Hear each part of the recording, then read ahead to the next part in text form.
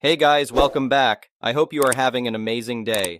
Let's get right into the stories. The first one is an entitled people story. I've lived on my family's farm for as long as I can remember. My grandfather left it to me when he passed, knowing how much I loved the wide open fields and forests that make up the 200 acres. One of my favorite things to do is explore the miles of trails that wind through the woods and connect to the back pastures. Most of the trails have been there for decades, used by hunters and hikers who know to ask permission before accessing private land. I don't mind sharing as long as people are respectful, but lately some folks on loud, souped-up off-road vehicles have been tearing up my trails without asking. It started last month when I heard a ruckus coming from the north side of the property. I hopped in my truck and headed out to find two guys on big mud-covered ATVs cruising down one of my trails. I flagged them down and politely asked them to leave, explaining this was private property. They got snippy with me, saying they had just as much right to use the trails as anyone else. I pointed to the multiple no trespassing signs posted along the trail, but they just laughed and sped off. This kept happening over the next few weeks. Different groups of off-roaders would party on my trails all hours of the day and night, keeping me up with their noisy engines. They'd leave behind trash and damage the paths I'd spent years maintaining. I started asking around town and found out these guys were part of a local off-roading club. They'd gotten it in their heads that any wooded land was public use and saw my clearly marked private farm as their personal playground. After getting nowhere by talking to them directly, I decided sterner measures were needed. I spoke to the sheriff and consulted a lawyer about my options. The sheriff agreed to patrol the trails more but said he couldn't sit out there round the clock. He suggested I post trail cameras to get evidence of the trespassing. The cameras ended up being a huge help. They captured multiple instances of the off-roaders blatantly ignoring the no trespassing signs. Armed with clear photographic proof, the lawyer drafted up official cease and desist notices that I mailed to the individuals violating my property. Most of them got the message loud and clear, but a couple of the worst offenders kept right on coming around. One Sunday morning, I heard engines revving outside my house and peeked out to see two familiar ATVs tearing down the South Trail. That was the last straw for me. I'd had it with these disrespectful lawbreakers. I jumped in my truck and followed their trail, catching up to them a mile into my woods. When they refused to leave, I whipped out my cell phone and called the sheriff right in front of them. While on the phone, I calmly informed them I was filing criminal trespassing charges and suing for property damage. Turns out, rich boy bullies don't like facing real consequences. They sputtered excuses, but I stood firm, pointing to the exit sign and reminding them this was their last chance to leave on their own terms. The sheriff arrived promptly and took down all the details. We presented the ample evidence stacked against them, including the recordings of me directly telling them to leave my land. These two had run out of lies and excuses. The sheriff hauled them off, and they pled guilty to trespassing charges to avoid the lawsuit. Word must have spread because I haven't had any more off-roaders messing with my trails since. The sheriff did have to ticket a couple of local kids on dirt bikes who didn't know better, but they were very apologetic. I'm just glad I can enjoy my property in peace again. All's well that ends well. The next one is a pro-revenge story. I am the landlord of some apartments in the city. I sign the lease agreements and go over the basics with tenants, although they don't usually want me to spend hours delving into the fine print. 99% of the time, it's a breeze and everything is fine. One lady, let's call her Karen, had been paying her rent via a new bank account and new checks for the last several months. All of a sudden, we got several chargeback fees on our account. She had put a stop payment on the checks and closed the account. I immediately called her. Me. Hey, Karen, it looks like your checks bounced for the last few months. I just wanted to make sure everything is okay. Karen. Oh no, I promise I'll get this fixed. Me. Okay. You've been a good tenant in the past, so I'll give you a month. Needless to say, a month passed and she didn't pay, so I called her again. Me. Hey, Karen, we still haven't received payment, so I'm afraid we'll have to file for eviction. Karen. Oh God, no, I'm an old woman. I can't afford to be evicted. I'm trying so hard to pay. Can you give me another shot? Me. As long as you pay before the court date, the eviction doesn't have to go through. The court date arrives, and guess who hasn't paid yet? At court, the judge rules for a 24-hour notice to vacate. Karen, in tears, comes up to me afterward. Karen, can you please give me another chance? I can't afford to go anywhere else. Me. I'm sorry, Karen, but the only way I could do that is if you paid off the debt, signed a new lease agreement, plus a first month's rent, plus a new security deposit. And I don't think that's going to happen. Goodbye. So I left, and I thought that was that. My maintenance guy would come in a few days to do the inspection and clean up, and then we'd put it on the market. He shows up a few days later, and there's a problem, they're still there. So I call the sheriff to schedule a set-out. A problem, though. According to the sheriff, the 24-hour notice was no longer valid, as we had struck up a deal afterward. So the court had reversed the eviction decision. I had no recollection of having decided that this would happen. I called the court, and they informed me that the eviction was no longer valid, as apparently I told the sheriff that I was giving her more time, invalidating the decision, etc. What happened was that Karen had called the sheriff and told him that the court had reversed the decision because of a non-existent deal. She had then called the court and told them that the sheriff could not evict her, as I had waived the notice. And she had used my words, twisting my denial of an extension into a deal. I tried to give her the benefit of the doubt. I sent Karen a copy of a new lease agreement, asking for the debts, in addition to rent for a first month, and a new security deposit. Her lawyer then contacted me. Yes, she had the money to hire a lawyer somehow, informing me that in fact her old lease agreement was still valid, as my deal, the one that would require a new lease agreement, invalidated the eviction decision, so I filed for eviction on the grounds that she had not paid for several months now, 5 to be exact, and therefore had invalidated her old lease agreement. And then I read her old lease agreement. I already know these contracts pretty well, but like I said, I don't usually delve into the minutiae. This time I did. We show up at court. Karen has her lawyer. Karen is bursting, grinning like a fool, like she's won the lottery. Her lawyer looks fairly happy as well. The judge asks me to speak. Me. I would like Karen to leave the apartments, but she is refusing, despite the fact that according to the court's last decision, she should have left over a month ago now. Judge. And Miss Karen? Lawyer. Miss Karen cannot be ejected from her home without a new notice. Yes, she has not yet paid past due rent. However, she and the landlord struck up a deal, giving her the time she needed to pay via verbal agreement. This deal, made directly after the last court date, invalidated the last decision, so Miss Karen will require a new decision, and therefore a new notice, before she can rightfully be evicted from her home. Until then, her lease agreement is still valid. Insert legal explanation. Judge. And landlord, what do you have to say? Me. Well, Your Honor, I have to agree. They have made a very, very compelling argument. Karen and I did indeed make a deal, giving her the time she needed to pay, and yes, her old lease agreement is still valid, I guess. Well, according to the terms of the still valid lease, there are some additional things that the court needs to be aware of, that I'd like to go over for clarification. I'm sure you have a copy, Your Honor. Judge. Yes, I do. Me. And you have a copy, lawyer? Lawyer. Yes, I do. Me. Excellent. Well, Your Honor, if you look at Section 4, subsection A on page 2, you will see that after 10 days of non-payment, a late fee of $100 is applied. If you continue reading to subsection B, you will see that after 15 days of non-payment, additional late fees of $10 per day are applied until full payment is rendered. If you continue to subsection C, you will see that failed payments necessitate a chargeback fee of $50 per failed payment.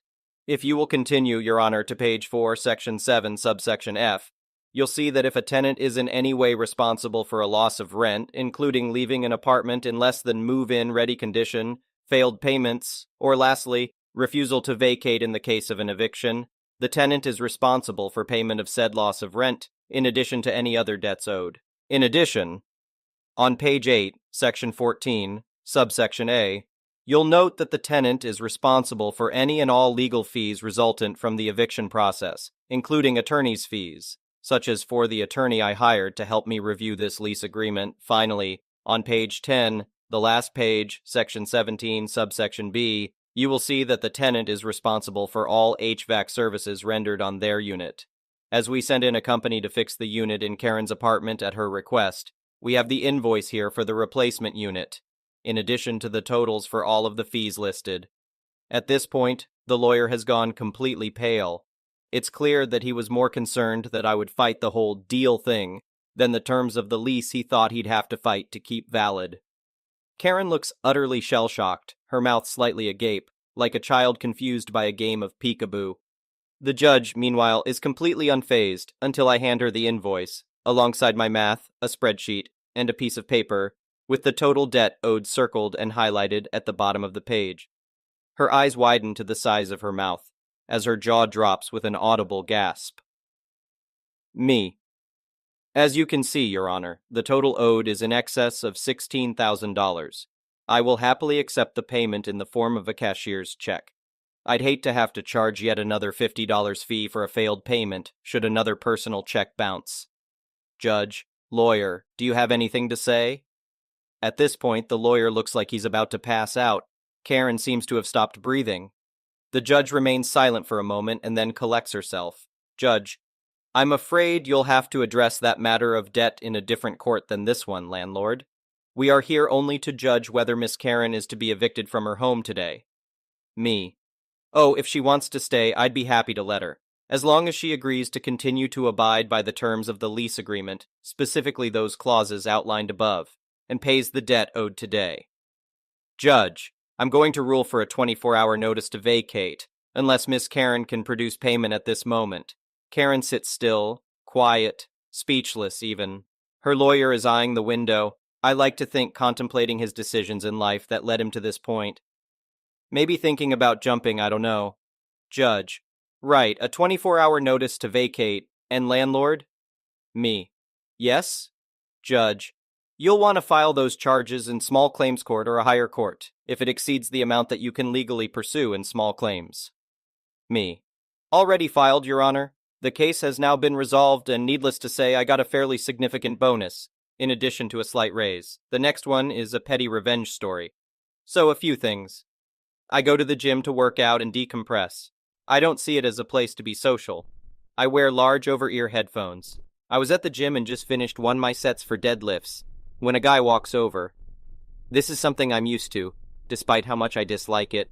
But he starts talking to me and I'm able to pick up he's flirting. I'm polite and waiting for the proper moment to end the conversation. When he asks for my number, I decline. He keeps talking and going into the usual shtick of why not and come on. At that point, I'm very uncomfortable and also annoyed because my workout timer has already gone off and it passed time for me to start my next set. I put on my big girl pants and tell him he's making me uncomfortable and I just want to finish my workout.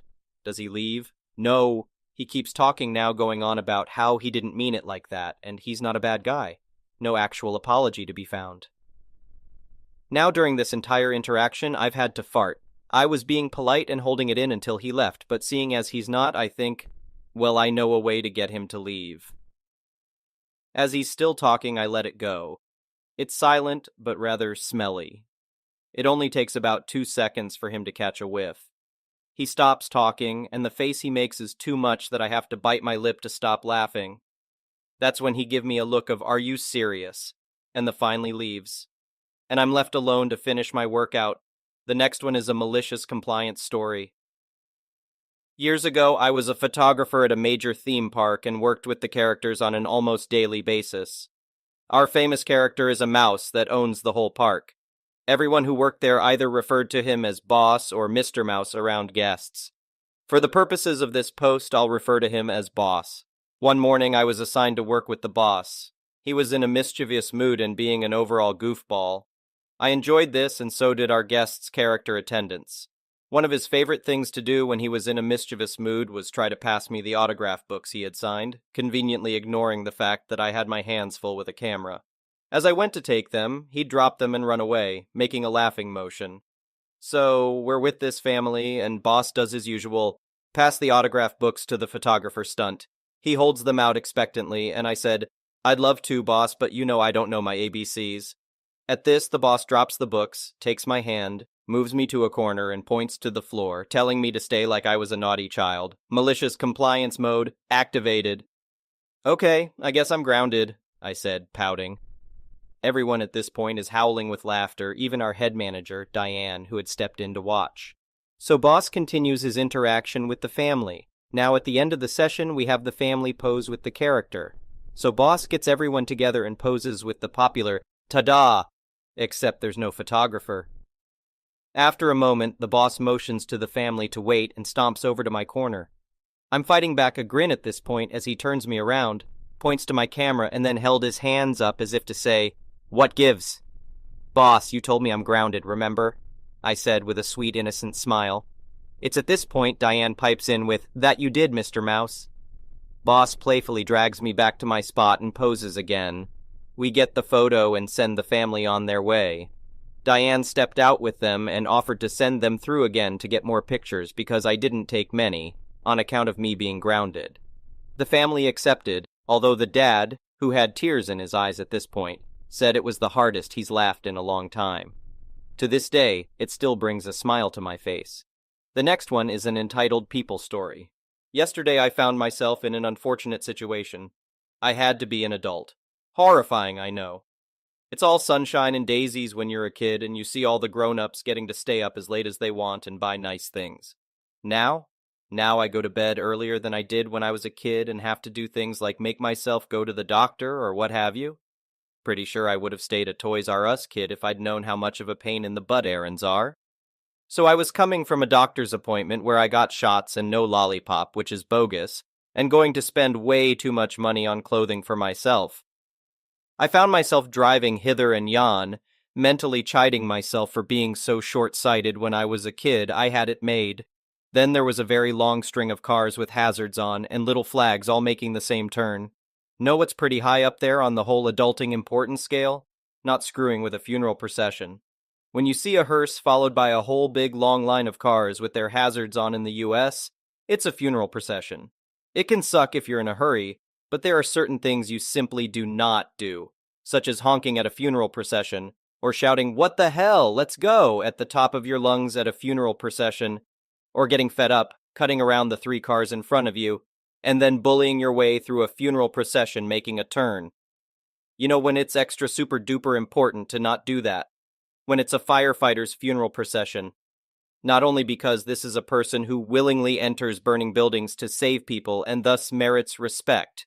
You ever see a burning building? I have. You know what I did? Stood there slack-jawed and just watched.